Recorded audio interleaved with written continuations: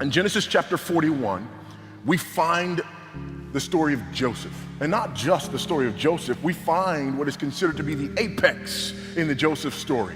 In Genesis chapter 41, Joseph has already been in the pit.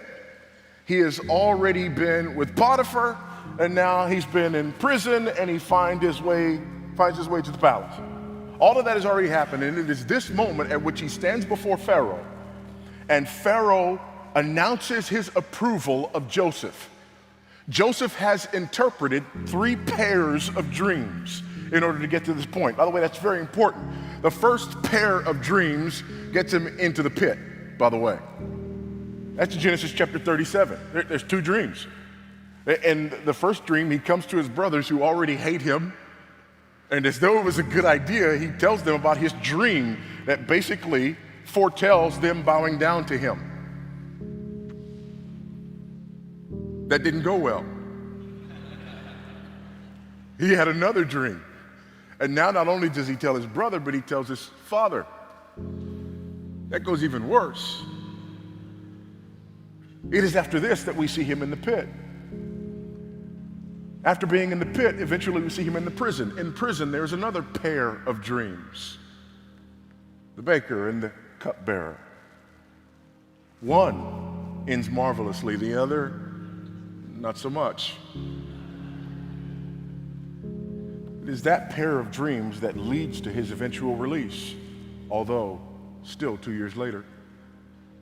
And now he stands before Pharaoh, who asks for the interpretation of a pair of dreams. He interprets this pair of dreams. There are the ears of corn, the healthy ears, and the sick ears. And the 7 sick ears gobble up the 7 healthy ears. There are the 7 healthy cows and the 7 sick cows, and the 7 sick cows gobble up the 7 healthy cows. And he looks at Pharaoh and says, there are going to be 7 years of plenty followed by 7 years of famine. Store up during the years of plenty so that you have food to eat during the years of famine. And it is at this moment that we see what, for the most part, is considered the payoff in Joseph's life. And so in Sunday school, here's how it goes. Joseph was hated by his brothers. Have you ever been hated by anybody? And because they hated him, they mistreated him. And after they mistreated him, he went through some bad circumstances. Have you ever experienced bad circumstances? Yes. But because he endured the bad circumstances, he held on, and God was with him. And as a result of that, God elevates him to the second highest position in all of Egypt. The moral of the story is, if you will but trust God, even when people despise you, God will eventually reward you and elevate you to a position of prominence, just like Joseph.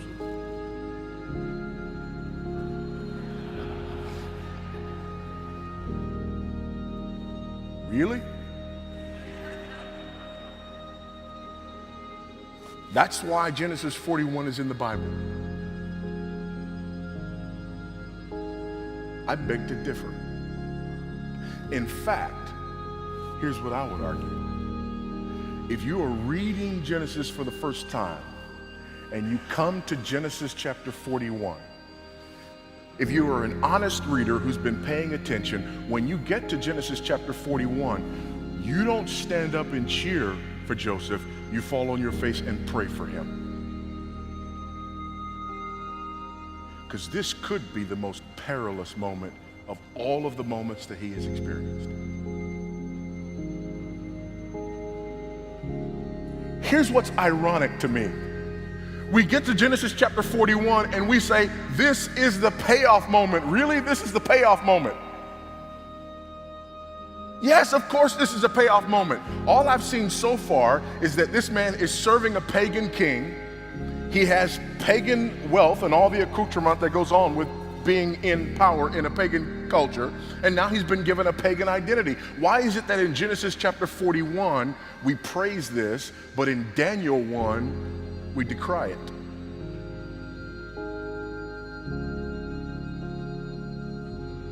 They get their names changed.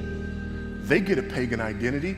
They're serving a pagan king, and we say, woe to them. This guy gets the exact same thing. And in fact, it's his story that would have given Daniel, Hananiah, Mishael, and Azariah the courage to continue on in Babylon. Why? Because they want pagan wealth, and that's what Genesis 41 is all about? No. The exact opposite.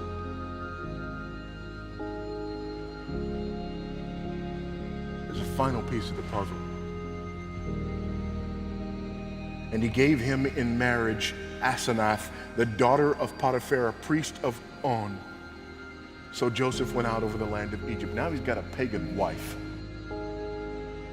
He's got two sons who were born. By the way, born by whom?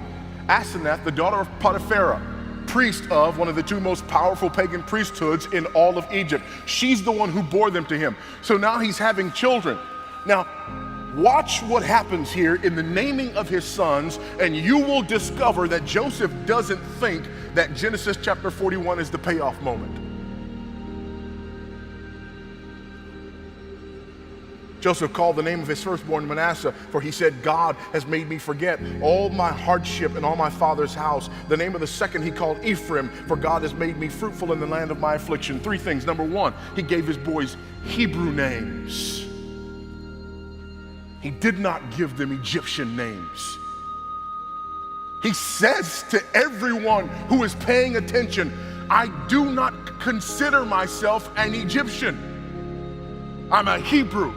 I'm a member of the covenant people of God. I am not one of these people. This is not my payoff moment. This is not as good as it gets. Secondly, the name of his firstborn boy. I've forgotten all my hardship and all my father's house. It's very difficult to translate this from the Hebrew, but that name Manasseh does not mean I have forgotten that I belong to my father's house. It can't mean that because he gives him a Hebrew name. What does it mean? It means that I have forgotten all of that hardship in my father's house that led me to this place. Can I give you my own translation of what the name Manasseh means?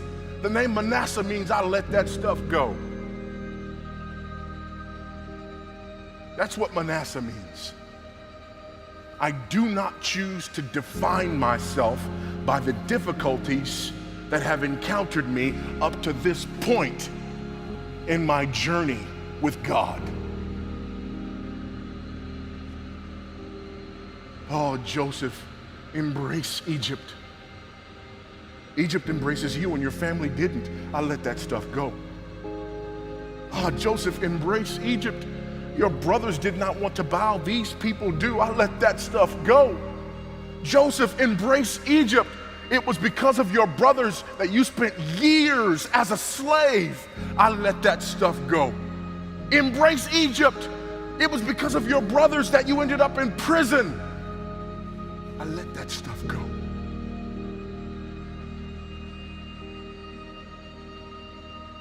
I do not define myself by those things.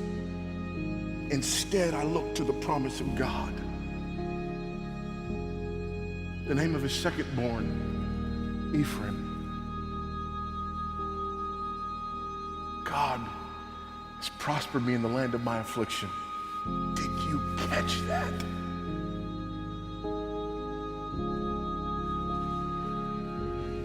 Joseph says Egypt is the land of his affliction, not the land of payoff. Egypt is the land of his affliction. Yeah, but you're rich here. It's the land of my affliction. Yeah, but they love you here. It's the land of my affliction. Why? Because this is not what I was living for. I'm a child of the covenant. I'm a child of the one true God. I'm a servant of the King of heaven. I don't exist to serve the King of Egypt. Joseph himself answers this question when his brothers show up. He finally reveals himself to his brothers. He cannot control himself anymore. And when he reveals himself to his brothers, here's what doesn't happen. Joseph does not look to his brothers and say, I'm Joseph. I'm the one you sent into slavery. I'm the one that you wanted to murder. I'm the one that you did not want to bow before, but you've been bowing before me ever since you came to Egypt. I'm the one that you didn't think much of, but now God has made much of me. I am the one that you thought God gave too much favor from his father. Now I'm the one that God has favored before the most powerful man in the world. See, that's what you would have said. How do I know that? Because that's what I would have said.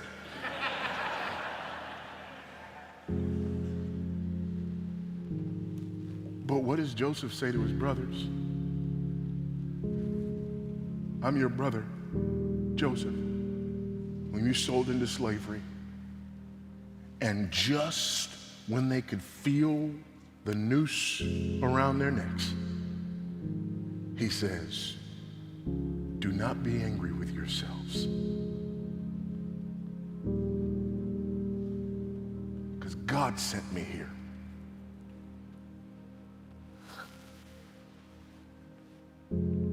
To save you. What? Joseph does not say, God sent me here to give me all the things that Egypt had to offer. Joseph says, God sent me here because God is a rescuer. God sent me here to rescue you in spite of you. You didn't like my dreams, but newsflash, do you know that we were a wealthy family because God spoke to our father through dreams? And when I began to dream, why did you not realize that God was again speaking to our family through dreams? God was showing me through a dream this very moment when he would rescue you. And when God brought his word through me that said he would rescue you, your answer was to kill the rescuer. Familiar?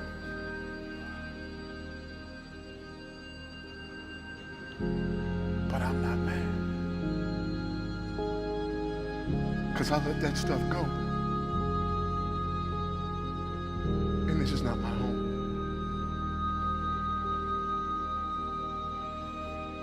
Genesis 41 wasn't about Joseph. Who's it about? Actually, briefly, let me explain. God makes a promise in Genesis chapter 3 and verse 15.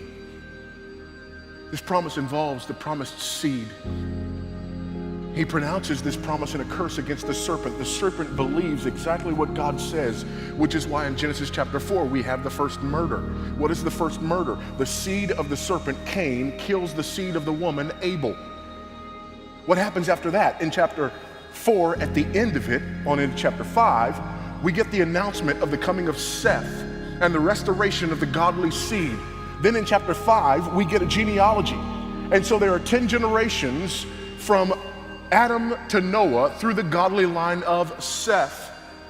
God wipes out the world in the flood and he preserves Noah, Shem, Ham, Japheth, and their wives. Why is this important? Because you got to have husbands and wives in order to have seed. The seed that was promised still had not come to fruition. Eventually you come to a man named Terah who has an offspring by the name of Abraham. God makes a promise to that man named Abraham, and this promise involves, among other things, seed. But this promise is rather significant because he and his wife, particularly his wife, too old for seed. So how do you get promised seed if the seed-bearing woman is too old for seed? The answer is God must intervene. No. The answer is we got to find somebody else. Hagar. Wrong answer. God didn't say a seed, he said the seed.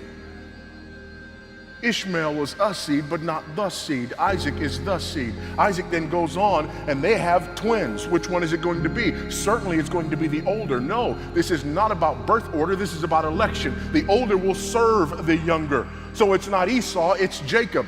Jacob goes forth, and if seed is going to come, certainly Jacob's got to find a wife.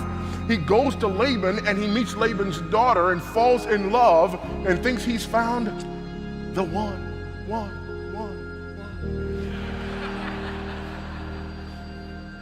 7 years he works and he gets married and wakes up next to the other one. And you thought it was a love story, but it was not a love story, it was an election story. The one whom he loves cannot bear children. Told way later in the story when she gives birth to a son named Joseph and then one named Benjamin, and then she dies. Joseph is loved above all of his brothers because he was the beloved son of the beloved wife, but he was not the promised seed. The woman that he didn't even want, when her sister couldn't have children, she did. And she proceeded to give birth to Reuben, Simeon, Levi, the father of the priesthood, and Judah. And as we come to this story, in Genesis chapter 37, we are introduced to Joseph. In Genesis chapter 38, there seems to be a chapter that's out of place because now we read about Judah and Tamar, the worst moment in Judah's life. Why is that there in the midst of the story about Joseph? Because it's not about Joseph, it's about Judah. Well, why show Judah at his lowest point? Because God has to redeem Judah for him to take his place as the head of the family and to be identified as the promised seed because of the electing work of God. And so God redeems Judah. And in what moment do we see Judah's redemption? When Judah says to his father, Jacob, send me with the boy Benjamin. I know you love him. And if anything happens to him, I will be his substitute. Joseph tries them. And he takes Benjamin and says, I'm keeping this one. Jacob says, it'll kill my daddy. Take me instead of my brother as his substitute and put his punishment upon me in order that my father may be pleased by his redemption. Does that sound familiar? Judah goes on to have a son. It's a great-grandson. His name is David. David, just like his father Judah, shows up on the scene like this great-grandfather of his. And what does he do when he shows up on the scene? When he's finally identified and the promised seed brings forth his presence with authority, he walks down into a valley where there's been a giant who made this proposition: send me a man to fight with me. If he defeats me, we will serve you. If I defeat him, you will serve me. David goes down, fights the giant as the representative substitute for God's people, wins victory over the giant, thereby winning victory on behalf of all of God's people.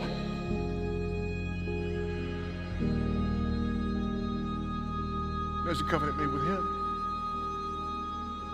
And that covenant promises throne and a king.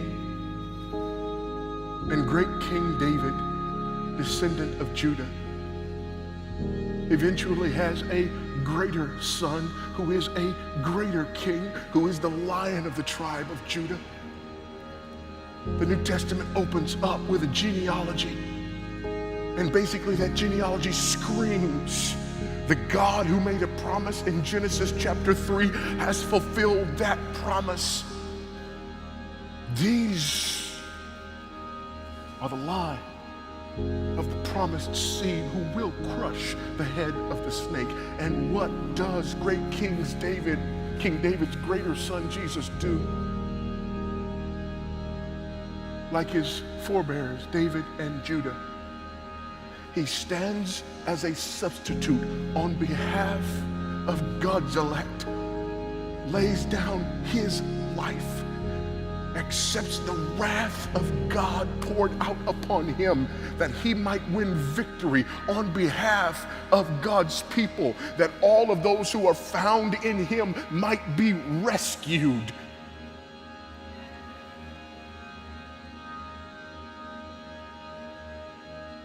Why is Genesis chapter 41 important? Because God rescues Joseph in order to rescue Judah. in order to rescue Israel, in order to rescue me.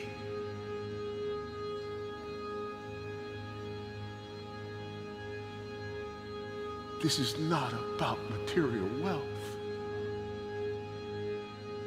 This is about rescue and redemption. This is about God in his providence orchestrating all of history in order to bring about that which we need more than anything else, and that is to be rescued from God.